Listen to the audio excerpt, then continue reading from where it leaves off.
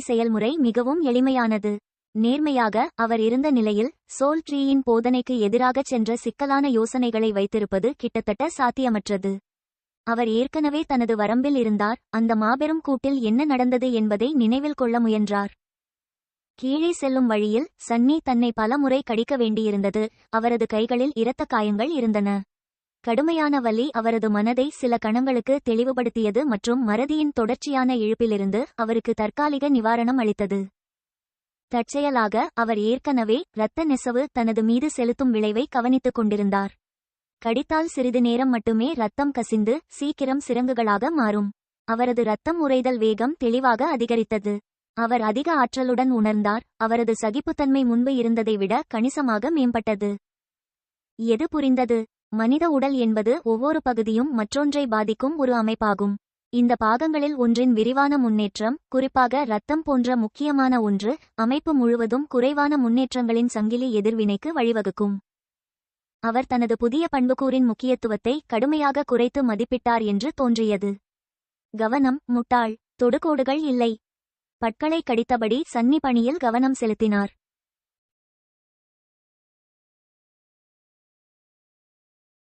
அவர் மறைக்கப்பட்ட பண்புக்கூறின் உண்மையை அறிய காசியின் அம்சத்திறனை பயன்படுத்த விரும்பினார். அவளின் பார்வை அவனிடமிருந்து வேறுபட்டது. ரன்ஸ் வழங்கிய தகவலை மட்டுமே சன்னி பார்க்க முடிந்தது, ஏனெனில் இது எழுத்துப்பிழையின் இயல்புநிலை செயல்பாடு. அந்த தகவலை அவர் மனதினால் அணுகினார். இருப்பினும் காசியின் பார்வை அவளது அம்சத்திலிருந்து வந்தது. இதனால் அவர்களின் மனம் சமரசம் செய்யப்பட்டிருந்தாலும் அது மற்றவர்களின் பண்புகளை பார்க்கும் திறனை பாதித்திருக்கக்கூடாது. அவள் வெளிப்பாடுகள் மற்றும் விதியின் மீது அதிக ஈடுபாடு கொண்டிருந்தாள். எனவே காசி தோல்வியடைந்த இடத்தில் வெற்றி பெற அதிக வாய்ப்புகள் இருந்தன. இறுதியாக மைதானத்தை அடைந்த சன்னி பார்வையற்ற பெண்ணை எழுப்பி சிறிது நேர உரையாடலுக்குப் பிறகு பண்புக்கூறுகளை குறிப்பிட்டார். பின்னர் அவர் கவனமாக கேட்டார். என்னுடையதை பார்க்க முடியுமா? இந்த கேள்வியால் காசி குழப்பமடைந்தார். அதை நீங்களே செய்ய முடியாதா? சன்னி சிரித்தாள். என்னால் முடியும், ஆனால் நீங்கள் அவர்களை பார்க்கும்போது நீங்கள் ஆச்சரியப்படுவீர்கள் என்று நினைக்கிறேன். பார்வையற்ற பெண் தயங்கினாள், பின்னர் தோள்களை குலுக்கினாள். சரி, ஆனால் நீங்கள் சும்மா என்னை எழுப்பினீர்கள் என்று தெரிந்தால் நான் மிகவும் வருத்தப்படுவேன். அது உங்களுக்கு நல்லதல்ல. அவள் அவன் முகத்தை நோக்கி திரும்பி ஒரு கணம் உறைந்து போனாள். Battered child of shadows, spark of divinity. காத்திருங்கள், அது தெய்வீகத்தின் அடையாளம் அல்லவா? ஐயோ, நான் தவறாக நினைவில் வைத்திருக்க வேண்டும். ஒரு வினாடி நிறுத்திய காசி வெட்கத்துடன் தன் சிறு கையால் வாயை பொத்திக்கொண்டு கொட்டாவிவிட்டாள். ஓ, சமீபகாலமாக என் நினைவாற்றல் நன்றாக இல்லை. அதிக ஓய்வு. நான் நினைக்கிறேன். நான் எங்கே இருந்தேன்? ஓ ஆம், ரத்தம் வீவ். ஆமா, இது எங்கிருந்து வந்தது? சன்னி வலுக்கட்டாயமாகச் சிரித்தாள். இந்த விஷயம் ஒரு முட்டையிலிருந்து. எப்படியும் வேறு ஏதாவது இருக்கிறதா? காசி ஓரிரு முறை கண் சிமிட்டினார். ஒரு முட்டையா? சரி, நீ சொன்னால். பொதுவாக ஒரு புதிய பண்புக்கூறின் தோற்றம் என்பது ஒருவரால் பளபளப்பாக இருக்காது. ஆனால் அவள் இருந்த நிலையில் காசியின் கவனம் வெகுவாக குறைக்கப்பட்டது, மேலும் அவளது மனத்திறன் மேகமூட்டமாக இருந்தது. அவள் ஒரு நொடி முகம் சுளித்தாள், பிறகு முரண்பாட்டை மறந்துவிட்டாள். இதற்கிடையில் சன்னியின் இதயம் வெடித்துவிடும் போல துடித்தது. முகத்தில் உறைந்த போலி புன்னகையுடன் பார்வையற்ற பெண்ணின் அடுத்த வார்த்தைகளுக்காக காத்திருந்தான். அவர் விஷயங்களின் அடிப்பகுதிக்கு வர முடியுமா இல்லையா என்பதை அவர்கள் தீர்மானிக்கப் போகிறார்கள். எனவே அந்த அடிமட்டத்தில் இருந்து எழுவதற்கான வழியை கண்டறியவும். மனம் மாறாத புன்னகையுடன் காசி சொன்னாள். எனது அம்மா சிறந்த முட்டைகளை உருவாக்குகிறார். ஓ, நாங்கள் எதை பற்றி பேசிக் கொண்டிருந்தோம்? சரி, உங்கள் பண்புக்கூறுகள். கடைசியாக பரவசப்பட்டது. காத்திருங்கள், இது எங்கே செய்தது? மிக குறைந்த நேரம் இருப்பதை அறிந்த சன்னி அவசரமாக கேட்டார். விளக்கம் என்ன சொல்கிறது? கொஞ்சம் பதற்றம் அவன் குரலில் படிந்தது. இந்த தீவிரத்தால் திடுக்கிட்ட காசி அதே கேள்வியை மீண்டும் கேட்காமல் வெறுமனே சொன்னாள். ஆன்மாவை விழுங்கும் மரமான பழங்கால பையனை பார்த்து நீங்கள் மயங்கிவிட்டீர்கள், மேலும் அதன் த்ரலாக மாற்றப்படுகிறீர்கள். செயல்முறை முடிந்ததும் தப்பிக்க முடியாது. சன்னிக்கு இந்த வார்த்தைகளை கேட்டவுடனேயே மனதில் கனமான சங்கிலிகள் விழுந்தது போல் இருந்தது. திடீரென்று அவரது நினைவுகள் பனிச்சரிவில் திரும்பியது, அவரை நிலைகுலையச் செய்தது. அவன் கண்கள் அகல திறந்தன. தன் நினைவாற்றலை முழுவதுமாக மீட்டெடுத்த பிறகுதான் சன்னிக்கு அவனுடைய மனநிலை எந்தளவுக்கு சிதைந்து போனது, அவனுடைய உண்மையான சுயம் எவ்வளவு தொலைந்தது, ஒரு பயங்கரமான அரக்கன் தன் மனதை மெதுவாக விழுங்கிக் கொண்டிருப்பதை கூட அறியாமல் முற்றிலும் அழிக்கப்பட்ட நிலைக்கு வந்தான் என்பதை உணர்ந்தான். ஒரு பயங்கரமான உணர்வு அவன் இதயத்தை நிரப்பியது. சில கணங்களுக்கு சன்னி பேசும் திறனை இழந்து குளிர்ந்த வியர்வை மற்றும் நடுங்கியது. ஷீ, அமைதியாக இரு, அமைதியாக இரு. அது நடக்கவில்லை, நீங்கள் நிறுத்திவிட்டீர்கள். நீங்கள் திரும்பி வந்தீர்கள், அது உங்களை சாப்பிடவில்லை. மெதுவாக அவர் தனது உணர்வுகளில் ஒரு பிடியை பெறவும் அமைதியின் சாயலையும் அடைய முடிந்தது. அவர் விளிம்பிற்கு மிக அருகில் வந்தார், ஆனால் கடைசி அடியை எடுக்கவில்லை. அவர் இன்னும் தானே இருந்தார். அது இன்னும் முடியவில்லை. அவர்களுக்கு இன்னும் வாய்ப்பு இருந்தது. காசியை பார்த்து சன்னி மெதுவாக மூச்சை வெளியேற்றி சொன்னாள், நன்றி. பார்வையற்ற சிறுமி புன்னகைத்து புருவங்களை உயர்த்தினாள். எதற்கு? அவர்களின் உரையாடலை அவள் ஏற்கனவே மறந்துவிட்டாள். சன்னி சோல் டெவூரரால் மயக்கப்படுவதிலிருந்து விடுபட்டார், காசி இல்லை. அவளுடைய நினைவு, மனம் மற்றும் சிந்தனை இன்னும் சமரசம் செய்து கொண்டே இருந்தது. அவர்கள் பேசும்போது மோசமாக மாறியது. சன்னியின் முகத்தில் ஒரு வேதனையான புன்னகை தோன்றியது. அவரது தொனியை இலகுவாகவும் மகிழ்ச்சியாகவும் வைத்திருக்க போராடி அவர் கூறினார், இப்போது எனக்கு உதவியதற்கு, உங்களை இவ்வளவு சீக்கிரம் எழுப்பியதற்கு மன்னிக்கவும். மீண்டும் தூங்கு, நான் இங்கிருந்து எடுத்துக்கொள்கிறேன். காசி சில கணங்கள் தயங்கினார், பின்னர் கவனத்தை சிதறடித்தார் மற்றும் அவர் அங்கு இருப்பதை மறந்துவிட்டார். கொட்டாவி விட்டபடியே பார்வையற்ற சிறுமி படுத்து தன் மேலங்கியால் தன்னை மூடிக்கொண்டாள். விரைவில் அவள் மீண்டும் தூங்கினாள், மகிழ்ச்சியாகவும் ஆனந்தமாகவும், தன் நாட்கள் எண்ணப்பட்டதை அறியாமல். சன்னி சிறிது நேரம் அவளை பார்த்து கொண்டிருந்தான், அவன் முகத்தில் ஒரு கசப்பான வெளிப்பாடு. இறுதியாக அவர் திரும்பிச் சென்று நினைத்து கொண்டார், என் இறந்த உடலின் மேல். நெஃபிஸ் இன்னும் தீவின் மேற்கு விளிம்பில் குறைந்து வரும் கருப்பு நீரை பார்த்து கொண்டிருந்தார். கடைசியாக சன்னி அவளை பார்த்ததிலிருந்து அவள் கொஞ்சம் கொஞ்சமாக அசைந்தது போல் தெரிகிறது. மயக்கமடைந்ததால் ஏற்படும் மிகவும் பலவீனமான விளைவுகளிலிருந்து விடுபட்டு தெளிவான கண்களுடன் அவளை பார்க்கும்போது அவர் இதுவரை கவனிக்காத விஷயங்களை கவனிக்க முடிந்தது. நேஃபின் முடி உண்மையில் நீளமாக இருந்தது. மீண்டும் அகாடமியில் அது குறுகியதாக இருந்தது மற்றும் வழக்கமாக பக்கமாக பிரிந்தது. இப்போது வெள்ளி இழைகள் ஏற்கனவே அவளது காதுகளை மூடும் அளவுக்கு நீளமாக இருந்தன, வழக்கமான பளபளப்பு இல்லாமல் அலங்கோலமாக தொங்கின. மாறிவரும் நட்சத்திரத்தின் முகம் மிகவும் மெல்லியதாகத் தோன்றியது, அவள் கண்களுக்கு கீழே இருண்ட வட்டங்கள் மற்றும் இருண்ட மந்தமான வெளிப்பாடு. அவளது வழக்கமான நம்பிக்கையும் ஆற்றலும் இல்லாமல் போய்விட்டது, அதற்கு பதிலாக சோர்வுற்ற அமைதி இருந்தது. ஏதோ அறியப்படாத நோய் அவளை உள்ளே இருந்து விழுங்குவது போல் அவள் தோன்றினாள். ஒரு காலத்தில் பிரகாசித்த பெண்ணை மெதுவாக அவளது முன்னாள் சுயத்தின் வெளிர் நிழலாக மாற்றினாள். அந்த நோய் என்னவென்று தனக்கு தெரியுமா என்று சன்னி சந்தேகப்பட்டார். நெஃபிஸுக்கு ஒரு மர்மமான குறிக்கோள் இருப்பதையும் அந்த இலக்கை அடைவதற்கான அவளது உறுதியானது பயமுறுத்துவதற்கு ஒன்றும் இல்லை என்பதையும் அவர் நீண்ட காலமாக அறிந்திருந்தார். அவளுடைய அந்த எரியும் ஆசை ஆன்மாவை விழுங்குபவரின் மயக்கத்தை கூட எதிர்க்கும் அளவுக்கு வலிமையானது என்று தோன்றியது. இருப்பினும் உணர்வுகள் இருந்தபோதிலும் உண்மையான நினைவுகள் மறைந்துவிட்டன. இதனால் நெஃபிஸ் தனக்கு தெரியாத ஏதோ ஒன்றிற்காக ஏங்கிக் கொண்டிருந்தாள், அவளுடைய உணர்ச்சிகளின் தன்மையை புரிந்து கொள்ளவோ அல்லது அவற்றை திருப்பிப்படுத்தவோ வழியின்றி. இந்த உள் முரண்பாடே அவளுடைய பயங்கரமான நிலைக்கு காரணம். அருகில் வந்து சன்னி கீழே அமர்ந்து நேப்பை பார்த்தாள். அவளது சாம்பல் நிற கண்கள் உடைக்க முடியாத உறுதியுடன் மீண்டும் பிரகாசிக்க விரும்பினாள்.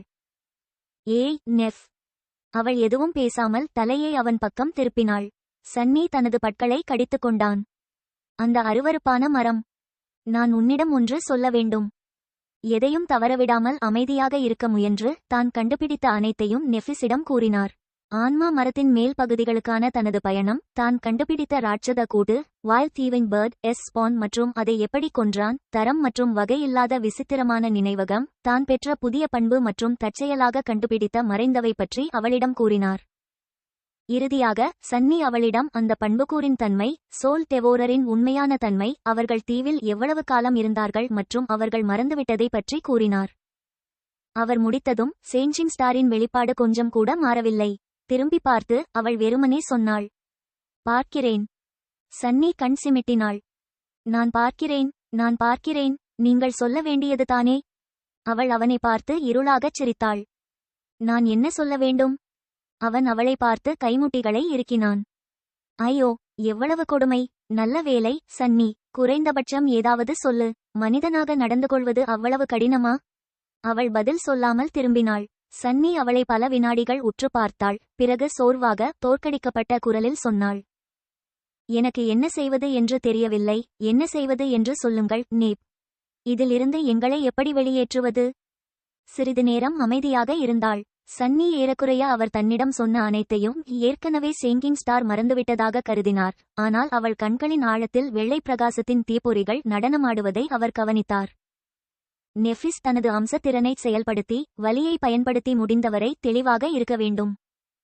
இறுதியாக அவள் பின்வாங்கும் இருண்ட கடலை பார்த்து சொன்னாள், நாங்கள் ஒரு படகு கட்ட வேண்டும். சன்னி கண் சிமிட்டினாள். என்ன? சேஞ்சிங் ஸ்டார் பெருமூச்சு விட்டு முகத்தை திருப்பி அவனை பார்த்தாள். நாங்கள் இந்த தீவில் பல வாரங்களாக இருக்கிறோம். ஆன்மா மரத்தால் நம் மனம் மெதுவாக அழிக்கப்பட்டு அதன் அடிமைகளாக நம்மை மாற்றுகிறது. என்றென்றும். இருப்பினும் செயல்முறை முழுமையடையவில்லை. அவன் தலையசைத்து கேட்டான், ஆன்மா மரம் நம் தலையில் என்ன எண்ணங்களை வைத்தது? அது நன்மை பயக்கும் மற்றும் பெரியது. அதன் பழங்கள் விரும்பத்தக்கவை. மேலும் தீவை விட்டு வெளியேறக்கூடாது. முடிந்தவரை அதற்கு அருகில் இருக்க வேண்டும். முதல் 2 கட்டளைகள் சரியான அர்த்தத்தை தருகின்றன. இருப்பினும் 3வது அவ்வளவு எளிதானது அல்ல. நெஃபிஸ் கருப்பு நீரின் பரந்த விரிவாக்கத்தை சைகை செய்தார். அந்த 3வது கட்டளையிலிருந்து ஆன்மா மரத்தின் கவர்ச்சியின் விளைவு வீச்சுடன் பலவீனமடைகிறது என்பதையும் நமக்கும் மரத்திற்கும் இடையில் போதுமான தூரத்தை வைத்தால் அது உடைந்துவிடும் என்பதையும் நாம் ஊகிக்க முடியும். நேஃபின் லாஜிக்கை புரிந்துகொண்ட சன்னியின் முகம் மலர்ந்தது. எனவே ஒரு வழி இருந்தது. அவர்கள் ஆஷன் பேரோவை விட்டுவிட்டு தப்பியோட வேண்டியிருந்தது. சோல் டெவூரரின் பிராண்ட் அவர்களின் ஆன்மாவிலிருந்து மறையும் வரை திரும்பி பார்க்கவில்லை. எனினும், ஆனால் ஏன் ஒரு படகு? ஏன் காலில் ஓடக்கூடாது? மாற்றும் நட்சத்திரம் தலையை தாழ்த்தி அமைதியாகச் சொன்னாள், நாங்கள் ஒருபோதும் காலால் கோட்டைக்கு செல்ல மாட்டோம். நாங்கள் இறந்து விடுவோம். நான் நினைப்பதற்கு முன்பு மிகவும் திமிர்பிடித்தேன். சரி, இப்போது பரவாயில்லை. பள்ளத்தை தளம் வழியாகச் சுற்றி வர பல மாதங்கள் ஆகும், குறிப்பாக இப்போது எக்கோ இல்லாததால். ஒவ்வொரு நாளும் நாம் மற்றொரு நாளை கழிக்கிறோம். அது நம்மை கூட உடைக்காமல் கொல்லும் அபாயம் உள்ளது. அவள் பெருமூச்சு விட்டாள்.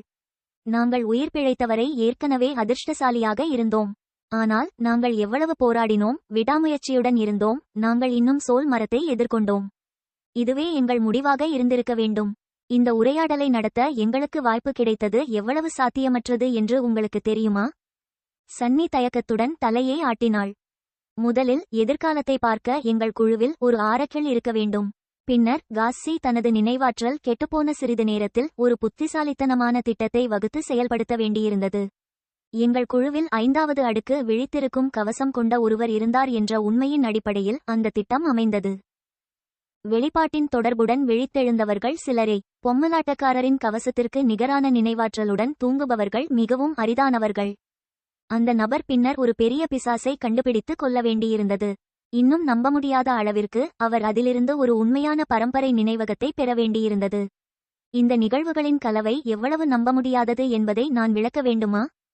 சன்னி மெதுவாக தலையை ஆட்டினாள். நெஃபிஸ் கண்களை மூடினாள். எனது கருத்து என்னவென்றால், நாம் தளத்திற்குச் சென்றால் நாம் தவிர்க்க முடியாமல் அடுத்த சோல் ட்ரீயை சந்திப்போம். அந்த சந்திப்பில் நாம் அதிசயமாக உயிர் பிழைத்தாலும் அடுத்தது இருக்கும். விரைவில் அல்லது பின்னர் நாம் இறந்து விடுவோம். அவள் மேற்கு நோக்கி பார்த்தாள். அங்கு இருண்ட கடலின் கடைசி எச்சங்கள் அடிவானத்திற்கு அப்பால் மறைந்து கொண்டிருந்தன. ஆனால் ஒரு படகை உருவாக்கி காசியின் தடியை பயன்படுத்தி காற்றை நிரப்பினாள். ஆழத்தில் வசிப்பவர்கள் நம்மை தின்று விடுவார்கள் அல்லது நம்மை கவனிக்காமல் விடுவார்கள். அது ஒரு சூதாட்டம். ஒன்று நாம் இறந்து விடுவோம், அதாவது தளம் திரும்புவதற்கு சமம், அல்லது இல்லை. 100 கிலோமீட்டரில் கூட நாம் உயிர் வாழ முடியும். நாங்கள் இதுவரை கடந்து வந்த தூரத்தை விட அதிக தூரம். அந்த எண்ணெய் கண்டு திகைத்து நின்ற சன்னி. காரபேஸ் அரக்கனுடனான போருக்கு முந்தைய அனைத்து வாரங்களிலும் அவர்கள் ராட்சத மாவீரர் சிலையிலிருந்து 100க்கு மேல் 150 கிலோமீட்டர்களுக்கு மேல் பயணித்திருக்க மாட்டார்கள். இது கணிசமான அளவு. குறிப்பாக கருஞ்சிவப்பு தளம் வழியாக ஒவ்வொரு அடியும் எவ்வளவு கடினமாக இருந்தது. ஒரே நாளில் ஒருவேளை இன்னும் அதிகமாக பயணம் செய்வது நம்ப முடியாததாக இருந்திருக்கும். ஆனால் இருண்ட கடலில் பயணம். திடீரென்று அவர் மிகவும் குளிராகவும் சிறியதாகவும் உணர்ந்தார். தைரியத்தை சேகரிக்க முயன்ற சன்னி தூரத்தை பார்த்து கரகரப்பான குரலில் கூறினார், இந்த அலைகளுக்கு அடியில் வாழும் உயிரினங்களை நீங்கள் பார்த்திருக்கிறீர்கள். உண்மையில் அவற்றை நீந்தி கடக்க விரும்புகிறீர்களா? சில வினாடிகள் மௌனமாக இருந்த சேஞ்சிங் ஸ்டார் பின் பெருமூச்சு விட்டார். எந்த வழியிலும் நாங்கள் கெட்டுப்போகிறோம் சன்னி. நாம் எதை இழக்க வேண்டும்? அவள் ஒரு கணம் மௌனமானாள். அவள் கண்களில் வெளிரிய தீப்பிழம்புகள் நடனமாடினாள். பின்னர் அமைதியான குரலில் அவர் மேலும் கூறினார், உங்கள் கண்களை நம்பி எங்களை மேற்கு நோக்கி வழிநடத்த மாட்டோம். காசியின் கவசம் எங்களை காக்கும் என்று நம்புவோம். ஒருவேளை அது போதுமானதாக இருக்கும். சன்னி நேப்பை பார்த்து கேட்டார். காசியின் கவசத்தின் சிறப்பு என்ன? அவள் ஒரு கணம் தயங்கி அவனை பார்க்காமல் பதிலளித்தாள். இது ஒரு அடுக்கு 6 விழித்தெழுந்த நினைவகம். அணிபவர் எதிரியின் கவனத்தை இழுக்கும் வாய்ப்பை குறைப்பது இதன் பண்புகளில் ஒன்றாகும். இந்த தகவலை சன்னி ஜீரணித்துக் கொண்டிருக்கும் போதே நெஃபிஸ் திடீரென நடுங்கினார். அவள் கண்களை மூடிக்கொண்டு கடித்த பற்களால் சொன்னாள், நான் என் எல்லையில் இருக்கிறேன். என் மனம் மங்குகிறது. உங்களிடம் ஏதேனும் கேள்விகள் இருந்தால் நல்லது, விரைவாக கேளுங்கள். அவர் திடுக்கிட்டு கண் சிமிட்டினார். பிறகு இன்னும் அதிக நேரம் இல்லை என்பதை அறிந்த சன்னி முதலில் மனதில் தோன்றியதை கேட்டார். உனக்கு படகு கட்ட தெரியுமா? சேஞ்சிங் ஸ்டார் வெறுமனே தலையசைத்து அவள் செய்ததை அவனுக்கு தெரியப்படுத்தினாள். அவளது முகபாவங்கள் மெல்ல மெல்ல தொலைந்து மீண்டும் மந்தமாக மாறியது. நேரத்துக்கு எதிராக பந்தயத்தில் ஈடுபட்ட சன்னி வெறித்தனமாக இன்னொரு கேள்வியை யோசித்தார். உன் நினைவு மறைந்தவுடன் தீவை விட்டு வெளியேறும்படி நான் உன்னை எப்படி சமாதானப்படுத்துவது? நெஃபிஸ் அவரை பார்த்தார். தெளிவின் கடைசி துகள்களை பிடிக்க போராடினார். ஒரு கணம் அவள் கண்கள் மீண்டும் தெளிவடைந்தன. வெள்ளை தீப்பிழம்புகள் அவற்றின் ஆழத்தில் பற்றவைத்து அவளுடைய வெளிர் அழகான முகத்தை ஒளிரச் செய்தன. ஆஸ்டர், பாடல், வேல், அந்த வார்த்தைகளை என்னிடம் சொல், நான் கேட்கிறேன். அவள் எண்ணங்களின் மீதான பிடியை இழக்க ஆரம்பித்தாள். அவள் திரும்பி ஒரு சிறிய இடைநிறுத்தத்திற்கு பிறகு அவளுடைய குரல் நிலையானது மற்றும் கூட. ஏதாவது நடந்தால் காசியை அழைத்துக்கொண்டு ஓடிவிடு. வேண்டாம், வேண்டாம். பிறகு அவள் கண்களில் வெளிச்சம் மெல்ல மெல்ல மங்கியது. சிறிது நேரத்திலேயே மாறி மாறி மேற்கு நோக்கி பார்த்து கொண்டிருந்தாள். அவர்களின் உரையாடலின் அனைத்து நினைவுகளும் அவள் மனதில் இருந்து மறைந்தன. சன்னி சிறிது நேரம் அவள் பக்கத்தில் அமர்ந்து காத்திருந்தாள். சிறிது நேரம் கழித்து அவர் கொஞ்சம் மாற்றி கூறினார். ஏய் நெஃப். அவள் முகம் இருண்டு குழப்பம் நிறைந்து அவனை நோக்கி திரும்பினாள். சன்னியா? ஓ, நீ எப்போது இங்கு வந்தாய்? கொஞ்ச நேரத்துக்கு முன்னாடி. பின்னர் அவர் புன்னகைத்து கவலையற்ற தொனியில் கூறினார்.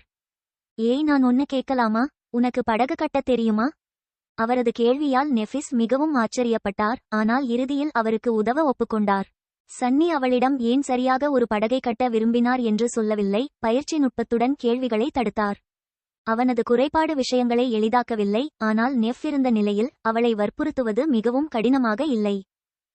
அவளை கையாள்வது கொஞ்சம் விசித்திரமாக இருந்தது. ஆனால் எல்லாவற்றையும் மீண்டும் ஒருமுறை விளக்குவதற்கு அதிக நேரம் எடுத்திருக்கும். அது மீண்டும் வேலை செய்யும் என்று அவர் உறுதியாக தெரியவில்லை என்று குறிப்பிடவில்லை. மேலும் அதிக நேரம் எஞ்சியிருக்கவில்லை. ஒவ்வொரு மணி நேரமும் அவர்களின் நிலை மோசமடைந்தது. சன்னிக்கு கூட அவரது தெளிவை அப்படியே வைத்திருப்பதில் சிக்கல் இருந்தது. ஒவ்வொரு முறையும் தன் மனம் நழுவ ஆரம்பித்துவிட்டதாக உணரும் போது சில நொடிகள் இளைப்பாறுவதற்கு அவன் தன்னைத்தானே வேதனைப்படுத்திக் கொள்ள வேண்டியிருந்தது.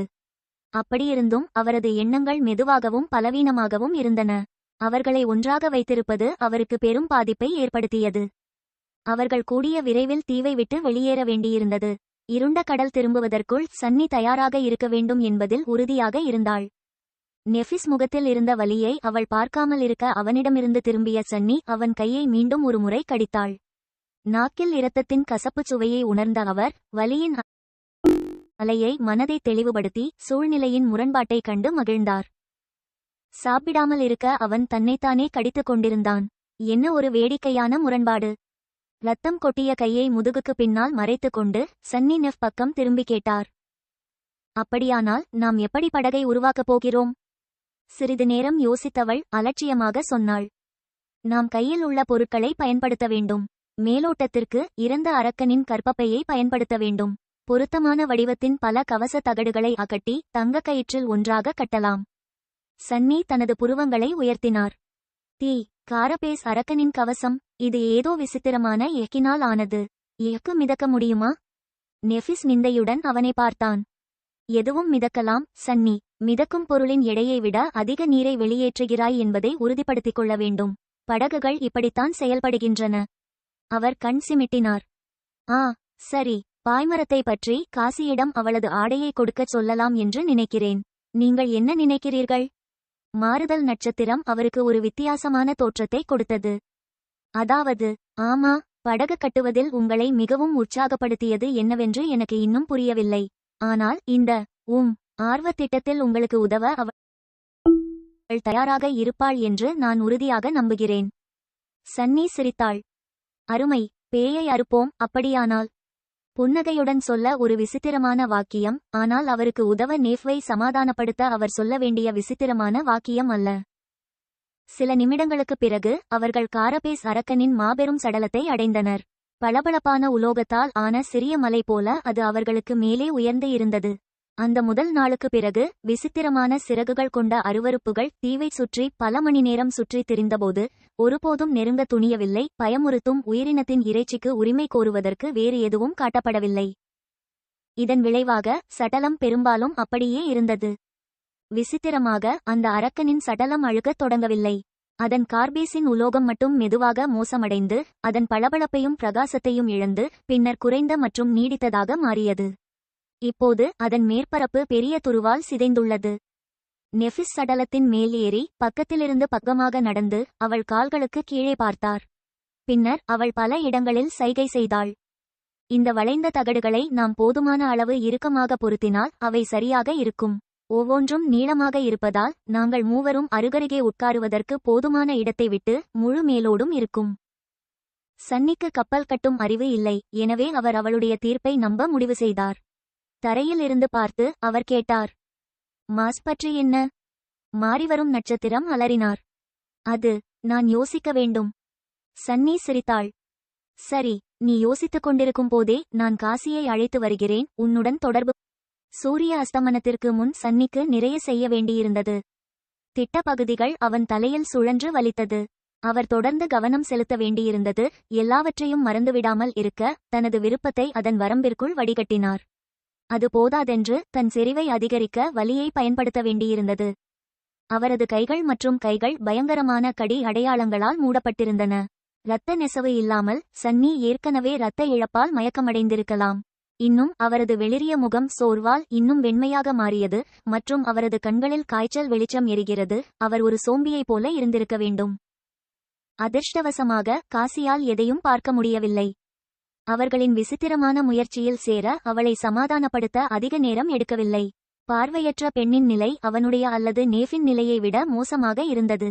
அவள் கொஞ்சம் கொஞ்சமாக பிடிப்பதாக தோன்றியது. அவளுடைய எண்ணங்கள் மெதுவாகவும் சாந்தமாகவும் இருந்தது. சன்னியின் இதயம் கவலையால் வாட்டியது. அவள் ஏன் நம்மை விட அதிகம் பாதிக்கப்பட்டிருக்கிறாள்? நம்மிடம் உண்மையான பெயர்கள் இருந்தாலும் அவளுக்கு இல்லை என்பதற்காகவா? எல்லாவற்றிற்கும் மேலாக பெயர்கள் ஒருவரின் சுய உணர்வின் தொகுப்பாக இருந்தன. எழுத்துப்பிழையுடன் தொடர்புடைய விஷயங்களில் மட்டும் உண்மையான பெயர்கள் இதேபோன்ற பங்கை கொண்டிருக்க முடியுமா? அவருக்கு தெரியாது. சன்னி காசியை கார்பேஸ் அரக்கனின் சடலத்திற்கு வழிநடத்தினார். நெஃபிஸ் ஏற்கனவே அதன் முதுகிலிருந்து கவச தகடுகளை அகற்றுவதில் மும்முரமாக இருந்தார்.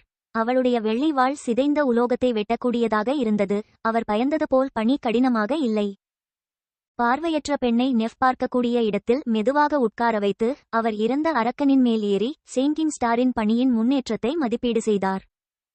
அவள் முகம் சுளித்து அவனை பார்த்தாள். நீங்கள் உதவப் போவதில்லையா? இதுவே உங்கள் யோசனையாக இருந்தது. சன்னி தோளை குலுக்கினாள். ஒருவேளை பின்னர் இருக்கலாம். எப்படியும் நீங்கள் உங்களை ரசித்துக் கொண்டிருப்பீர்கள் போலிருக்கிறது. சிலர் அலுப்பை துரத்துவதற்கு இது ஒரு வேடிக்கையான சிறிய திட்டம் என்று சொல்லலாம், இல்லையா? அவள் 2 முறை கண் சிமிட்டி பிறகு சொன்னாள், நான் நினைக்கிறேன்.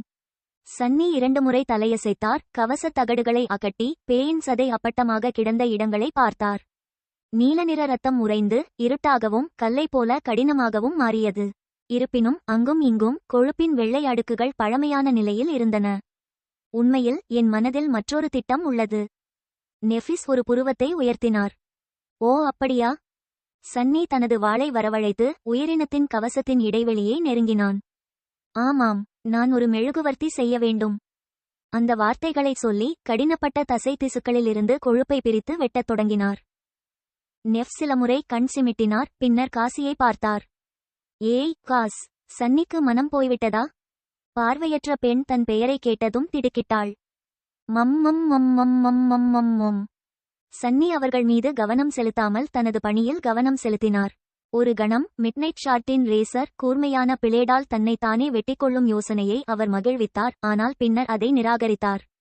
பொம்மலாட்டக்காரரின் கவசத்தை வெட்டுவது மிகவும் கடினமாக இருந்திருக்கும். மேலும் அவர் சிறுமிகளுக்கு முன்னால் கவசத்தை நிராகரிக்க முடியவில்லை. சரி, இன்னும் துல்லியமாகச் சொல்வதானால் அவர் விரும்பவில்லை. அரக்கனின் கொழுப்பின் கணிசமான துண்டுடன் சன்னி சடலத்திலிருந்து கீழே குதித்து விழுந்த இலைகளின் குவியலில் இறங்கினார். விலங்குகளின் கொழுப்பிலிருந்து ஒரு மெழுகுவர்த்தியை உருவாக்குவது மிகவும் கடினமாக இல்லை. அவருக்கு நெருப்பு, தண்ணீர் மற்றும் நேரம் தேவைப்பட்டது. கடற்பாசி இழைகளிலிருந்து திரியை உருவாக்கலாம். அது அழகாக இருக்காது, ஆனால் அவர் அழகியல் பற்றி கவலைப்படவில்லை. நிபிஸ் மற்றும் கேசி பின்னால் விட்டு சன்னி மீண்டும் தங்கள் முகாமுக்கு விரைந்தார். சூரியன் ஏற்கனவே வானத்தில் அதிகமாக இருந்தது. அவர் நாள் முழுவதும் 2 விஷயங்களைச் செய்தார். மெழுகுவர்த்தியை உருவாக்கும் செயல்முறையை கவனித்து தீவைச் சுற்றி ஓடினார். முடிந்தவரை விழுந்த இலைகளைச் சேகரித்தார்.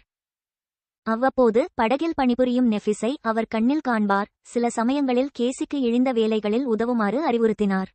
அவன் பார்த்ததிலிருந்து படகு நன்றாக வந்து கொண்டிருந்தது. அவள் என்ன செய்கிறாள் என்று மாறுதல் ஸ்டாருக்கு தெரியும். நிச்சயமாக இது அவர் வேடிக்கைக்காக செய்ய விரும்பும் ஒன்று என்று அவர் அவளை நம்பியதால் மட்டுமே இது சாத்தியமானது. ஆஷின் பேரோவில் இருந்து தப்பிக்க சன்னி படகை பயன்படுத்த திட்டமிட்டுள்ளார் என்பது சிறுமிகளுக்கு தெரியும். மயக்கத்தின் விளைவுகள் பணியை பற்றிய அவர்களின் நினைவுகளை அழித்துக்கொண்டே இருக்கும். அதை முடிக்க இயலாது. அது நின்றபடி படகின் உண்மையான நோக்கம் சன்னிக்கு மட்டுமே தெரியும். அதனால்தான் சோல் ட்ரீயின் மனம் ஊழலின் முழு பாரத்தையும் அவர் தனியே சுமக்க வேண்டிய கட்டாயம் ஏற்பட்டது. களைப்பினால் இறந்துவிடுவது போல் உணர்ந்தான். அவரது தலையில் உருகிய இரும்பினால் நிரம்பியது போல் உணர்ந்தார். அவன் பார்வை மங்கத் தொடங்கியது. ஆனால் பிடிவாதமாக சன்னி கைவிட மறுத்துவிட்டார். எவ்வளவோ களைப்பாக இருந்தாலும் இந்த துன்பத்தை போக்க வேண்டும் என்று எண்ணி அறியாத பேரின்பத்திற்கு திரும்பியவர் தன் எண்ணங்களை ஒரே இலக்கில் வைத்திருந்தார். சோல் டெவோரரின் பிடியிலிருந்து தப்பித்தல். இறுதியாக மாலை நெருங்கி வர படகு தயாராக இருந்தது. நடந்து செல்லும் பிணத்தைப் போல தோற்றமளிக்கும் சன்னி பேயின் சடலத்தை மெதுவாக அணுகினார். அது இப்போது வெட்டப்பட்டது. ஒரு பைத்தியக்கார விவிச்செட்டர் அந்த ராட்சதத்தை பிரேத பரிசோதனை செய்ய தீவுக்குச் சென்றது போல் இருந்தது. மேலும் அந்த ஏழை உயிரினத்தை மீண்டும் தைக்க மறந்துவிட்டது. நெஃபிஸ் அவரை கவலையுடன் பார்த்தார். சன்னி, நலமா? அவளிடம் ஒரு வளைந்த புன்னகையை கொடுத்து அவன் தோளை குலுக்கினான். நான் நன்றாக இருக்கிறேன், ஒப்பீட்டளவில். அவர் தனது தற்போதைய நிலையை சரியாக எதனுடன் ஒப்பிடுகிறார் என்பதை அவர் குறிப்பிடவில்லை. தலையை திருப்பி இருண்ட திருப்தியுடன் படகை பார்த்தான் சன்னி. அது அவன் எப்படி கற்பனை செய்தான் என்பது அல்ல. பளபளப்பான உலோகத்தின் வளைந்த தகடுகளால் மேலோடு ஆனது. கூர்மையான கூர்முனை அவற்றிலிருந்து எல்லா திசைகளிலும் நீண்டுள்ளது. தகடுகள் தங்கக் கயிற்றில் இறுக்கமாக பிணைக்கப்பட்டிருந்தன. சேஞ்சிங் ஸ்டார் மேலோட்டத்தின் பல்வேறு பகுதிகளுக்கு இடையே உள்ள இடைவெளிகளை தண்ணீர் உறிஞ்ச முடியாத அளவுக்கு மெல்லியதாக மாற்றியது. மாஸ்ட் அரக்கனின் முதுகெலும்பு மற்றும் விலா எலும்புகளால் ஆனது. காசியின் மந்திரித்த மேலங்கி பாய்மரமாக தொங்கவிடப்பட்டது. ராட்சத அறிவாளின் நுனியில் வடிவமைக்கப்பட்ட ஒரு ஸ்டீயரிங் துடுப்பு கூட இருந்தது. அவர் ஒரு தற்காலிக படகை பார்ப்பார் என்று எதிர்பார்த்தார். ஆனால் அவரை சந்தித்தது ஒரு உண்மையான கப்பல். ஆம், அது கசப்பாக தெரிந்தது. ஆனால் வலிமையானது, வினோதமான, கொடூரமானது மற்றும் வித்தியாசமாக ஈர்க்கக்கூடியது. பேய் எலும்புகளால் ஆன படகில் சபிக்கப்பட்ட கடலில் பயணம் செய்வது ஒரு புராணக்கதையின் ஆரம்பம் போல் இருக்கிறது என்று அவர் நினைத்தார். கார்பேஸ் கப்பலின் பயங்கரமான பார்வையில் தற்காலிகமாக மயக்கமடைந்தார். நெஃபிஸ் அவரை ஒரு திருப்தியுடன் பார்த்தார். சந்தோஷமா? இப்ப என்ன? சன்னி தனது எண்ணங்களை சேகரித்தார். இப்போது அடுத்து என்ன செய்ய வேண்டும் என்று யோசிக்க முற்பட்ட போதே அந்த எண்ணத்தை தொடரும் முயற்சியை தடுத்து கண்ணுக்கு தெரியாத தடை ஒன்று அவன் மனதில் தோன்றியது. இப்போது நாங்கள் எவ்வளவோ முயற்சி செய்தும் சன்னிக்கு தான் என்ன செய்ய வேண்டும் என்று ஞாபகம் வரவில்லை. ஒரு சலசலப்புடன் அவர் கையை உயர்த்தி சிதைந்த உள்ளங்கையை கடித்தார். வாயில் இரத்த துளிகள் ஓடுவதை உணர்ந்தார். ஆனால் அந்த வலி கூட தடையை அழிக்க அவருக்கு உதவவில்லை. சன்னி இருட்டாகச் சிரித்து மண்டியிட்டு கையை தரையில் வைத்தான். மிட்நைட் ஷார்ட்டை வரவழைத்து அவர் தனது மற்றொரு கையை உயர்த்தி எந்த தயக்கமும் இல்லாமல் வாளின் பொம்மலை கீழே கொண்டு வந்தார். அவரது மோதிர விரலின் உடையக்கூடிய எலும்புகள் சக்தி வாய்ந்த தாக்குதலால் உடைந்ததால் வேதனையின் அலை அவரது மனதை கழுவியது. அடமான தடையை அழித்தது. இப்போது நாங்கள் இங்கிருந்து வெளியேறுவோம். திடீர் செயலால் அதிர்ச்சியடைந்த நெஃபிஸ் சன்னியை முறைத்து பார்த்தார். கடித்த பற்கள் வழியாக சினுங்க அவர் மிட்நைட் ஷாட்டை நிராகரித்துவிட்டு மெதுவாக மீண்டும் எழுந்தார். அட தனம், அது உண்மையில் வலிக்கிறது. அவரது ஏழை விரல் சிவந்து வீங்கி கூர்மையான வலியால் துடித்தது. அது தவறாமல் உடைந்தது. சன்னிக்கு சுயபச்சாதாபம் அதிகமாக இருந்தது. அவர் அழ விரும்பினார். நான் ஏன் இவ்வளவு அதிர்ஷ்டசாலி? முதலில் அந்த கூட்டில் கனவு, இப்போது இது. எப்படி வேறு யாரும் கஷ்டப்படாமல் நான் மட்டும்? சேங்கிங் ஸ்டார் தன்னை பல வாரங்களாக சித்திரவதை செய்து கொண்டிருந்ததையும் தன் குருட்டுத்தன்மையால் காசி எப்போதும் காயங்களால் மூடப்பட்டிருப்பதையும் அவர் வசதியாக மறந்துவிட முடிவு செய்தார். அவனது வலி நிறைந்த குரலை கேட்ட பார்வையற்ற பெண் தலையை திருப்பி கேட்டாள். சன்னி, என்ன நடந்தது? அவன் முகம் சுளித்து புன்னகைக்க முயன்றான். ஆஹா, அது ஒன்றும் தீவிரமில்லை. உண்மையில் அப்படித்தான் என் கையை கொஞ்சம் அடித்து நொறுக்கினேன். நெஃபிஸ் ஏதோ சொல்ல அவள் வாயை திறந்தாள். ஆனால் அவள் சொல்ல விரும்பியதை அவன் அவசரமாக குறுக்கிட்டான். எப்படியும் நேஃப், உன்னுடைய இந்த பயங்கரமான தலைசிறந்த படைப்பை தீவின் விளிம்பிற்கு இழுக்க எனக்கு உதவ முடியுமா? இந்த கட்டத்தில் ஒரு தவறான கேள்வி விஷயங்களை மிகவும் சிக்கலாக்கும். அவர் தனது செயல்களின் உண்மையான நோக்கத்தை கடைசி வரை வெளிப்படுத்த விரும்பவில்லை. அந்த வகையில் பிரச்சனைகள் ஏற்பட்டால் எப்படி சமாளிப்பது என்பதில் அவருக்கு அதிக சுதந்திரம் கிடைக்கும். மாறுதல் நட்சத்திரம் தயங்கியது. சில வினாடிகளுக்கு பிறகு அவள் ஒரு கவலையுடன் அவனை பார்த்தாள். உனக்கு நல்லா இருக்கா சன்னி? கட்டாயப்படுத்தி புன்னகைத்தார். நீங்கள் எனக்கு உதவி செய்தால் நான் இருப்பேன். கைவிட்டு தலையை ஆட்டிவிட்டு படகின் முன்பக்கம் சென்றாள். சன்னி காசியின் பக்கம் திரும்பினாள். நாங்கள் கிளம்பிவிட்டோம் காஸ். இங்கே கொஞ்சம் பொறு, சரியா? நான் சீக்கிரம் வரேன். அவள் அவனுடைய வார்த்தைகளை புரிந்து கொள்ளாதது போல் தாமதமாக இருந்தாள். பின்னர் நிச்சயமற்ற வெளிப்பாட்டுடன் பதிலளித்தாள். ஓ சரி. சன்னி அவளது தோளை பற்றிக்கொள்ள தனது ஆரோக்கியமான கையை உயர்த்தினார். பின்னர் தயங்கி கண்களில் இருண்ட தோற்றத்துடன் திரும்பினார். வலியை தாங்கிக் கொண்டு படகை நோக்கி நடந்தான். கொஞ்சம் பொறு காசி, அது விரைவில் முடிவடையும், நான் உறுதியளிக்கிறேன். இரவு ஏற்கனவே நெருங்கிக் கொண்டிருந்தது. சன்னியும் நெஃபிஸும் படகை தீவு முழுவதும் இழுத்து மாடுகளை ஒரு வண்டியில் இணைத்தபடி இழுத்தனர். சாம்பல் மணல் நிலப்பரப்பில் மிகவும் கடினமானதாக இல்லை, ஆனால் விசித்திரமான கப்பலின் மேலோட்டத்தில் உள்ள கூர்முனை பணியை கடினமாக்கியது. அதிர்ஷ்டவசமாக படகு பார்த்ததை விட இலகுவாக இருந்தது. அதே பளபளப்பான உலோகத்திலிருந்து உருவாக்கப்பட்ட மிட்நைட் ஷார்ப் உடனான அவரது அனுபவத்திலிருந்து பேய்களின் கார்பேஸின் கலவை மிகவும் இலகுவானது என்பதை சன்னி அறிந்திருந்தார். அவர் வாளின் விளக்கத்தை நம்பினால் இந்த அதிசய கலவையானது விழுந்த நட்சத்திரத்தின் ஒரு துண்டில் இருந்து வந்தது. இந்த சகுனம் நல்லதா கெட்டதா என்பது அவருக்கு தெரியாது. சிறிது நேரத்தில் தூரத்தில் ஒரு இடி முழக்கம் கேட்டது. இது பிரம்மாண்டமான பள்ளத்தின் திசையில் இருந்து வந்தது. இருண்ட கடல் விழித்துக் கொண்டிருந்தது. பல்லை கடித்துக்கொண்டு சன்னி மார்பில் சுருண்டிருந்த தங்கக் கயிற்றை பிடித்து மேலும் பலமாக இழுத்தான். வாருங்கள், வேகமாக. அவர்கள் இறுதியாக தீவின் விளிம்பை அடைந்தபோது சூரியன் அடிவானத்தை தொடவிருந்தது. முழங்காலில் விழுந்து சன்னி கயிற்றை விடுவித்து காற்றுக்காக மூச்சு திணறினார். அவரது மார்பு வெறித்தனமாக உயர்ந்து விழுந்தது. மிகுந்த சோர்வு அலை அவரது உணர்வுகளை மூழ்கடித்தது. விழித்திருப்பதை கடினமாக்கியது. இன்னும் இல்லை, இன்னும் விட முடியாது. நெஃபிஸ் அமைதியாக அவனை பார்த்து கொண்டிருந்தான். ஒருமுறை சன்னி இயல்பிலேயே விசித்திரமான அமைதியானவர் என்று மகிழ்ச்சியடைந்தார். தன் பலத்தை திரட்டிக்கொண்டு எழுந்து நின்று இருள் சூழ்ந்த வானத்தை பார்த்தான். நேரம் ஓடிக்கொண்டிருந்தது. நெஃப் பக்கம் திரும்பி வறண்ட தொண்டையை அழுத்தி கரகரப்பான குரலில் கூறினார். காசி வந்தவுடன் எல்லாவற்றையும் விளக்குகிறேன். நான் அவளை அழைத்து வரும் வரை எங்கும் செல்ல வேண்டாம், சரியா? தயவு செய்து. சில வினாடிகள் அவனையே வெறித்து பார்த்துவிட்டு எதுவும் பேசாமல் அலட்சியத்துடன் தோள்களை குலுக்கிக் கொண்டான் மாறுதல் ஸ்டார். நான் அதை ஆம் என்று எடுத்துக்கொள்கிறேன். அவனால் வேறு என்ன செய்ய முடியும்? மூச்சு திணறடித்து சபித்துவிட்டு சன்னி திரும்பி விரைந்து சென்றாள். காசிக்கு திரும்புவதற்கு முன்பு அவர் ஒரு கடைசி பணியை செய்ய வேண்டியிருந்தது. சிறிது நேரம் கழித்து அவர் காசியை விட்டு வெளியேறிய இடத்திற்கு மீண்டும் வந்தார். பார்வையற்ற பெண் இன்னும் அங்கேயே இருந்தாள். காரபேஸ் அரக்கனின் சடலத்திலிருந்து சிறிது தூரத்தில் அமர்ந்து சும்மா தரையில் பார்த்து கொண்டிருந்தாள். அவன் நெருங்கி வரும் காலடி சத்தம் கேட்டு அவள் பலவீனமாகச் சிரித்தாள். சன்னி. அவர் எலும்பில் சோர்வாக நடந்து சென்று தனது தொனியை சாதாரணமாக வைத்திருக்க முயன்றபோது கூறினார். ஆமாம், நான் தான். காசி ஒரு கணம் கவனம் சிதறி பின் கேட்டார். உங்களிடம் பழம் இருக்கிறதா? எனக்கு பசிக்கிறது. அவர் நடுங்கி பின் தலையை ஆட்டினார். இல்லை, கேள், நாம் வேண்டும். எனக்கு பசிக்குது. உன்னிடம் பழம் இருக்கிறதா? சன்னி பார்வையற்ற பெண்ணை துக்கமான முகபாவத்துடன் பார்த்து நிறுத்தினார். அவள் உடைந்த பொம்மை போல ஒலித்தது. அதே சொற்றொடரை மீண்டும் மீண்டும் சொல்கிறது. அவள் நிலை நன்றாக இல்லை. அவன் உதடுகளை கவ்வினான். என்னுடன் வா, உன் பசி நீங்கும். அவரது குறையின் எல்லைக்குள் அவர் கொண்டு வரக்கூடிய சிறந்த தவறான வழிநடத்துதல் இதுவாகும். இருப்பினும் இந்த முறை அவர் விரும்பிய விளைவை அடையத் தவறிவிட்டார். காசி சிரித்துக் கொண்டே சொன்னாள். அப்படியா? என்னை பழங்களுக்கு அழைத்து செல்வீர்களா? அவரது சோர்வு மற்றும் மயக்கத்தின் பலவீனமான விளைவு காரணமாக சன்னி ஒரு கணம் திசை திருப்பப்பட்டு குறையை கட்டுப்படுத்த தவறிவிட்டார். தன்னையறியாமல் வாயை திறந்து சொன்னான். இல்லை. காசி குமுறி தன் தலையை தாழ்த்தினாள். அது சரியில்லை சன்னி. ஏன் என்னிடம் போய் சொன்னாய்? சன்னி தனது தவறிலிருந்து இன்னும் மீளவில்லை. அந்த தருணத்தை தவறவிட்டார் மற்றும் விஷயங்களை இன்னும் மோசமாக்கினார். ஒரு சிறிய மேற்பார்வையை உண்மையான பிரச்சனையாக மாற்றினார். ஏனென்றால் நான் உன்னை இந்த சபிக்கப்பட்ட தீவிலிருந்து அழைத்துச் செல்ல விரும்புகிறேன். வார்த்தைகள் அவன் வாயிலிருந்து வெளியேறியவுடன் சன்னி உறைந்து போய் கண்களை அகல திறந்தார். தான் அந்த மோசமானதை குழப்பிவிட்டதாக நம்ப மறுத்தார். இருப்பினும் சேதம் ஏற்கனவே செய்யப்பட்டுள்ளது.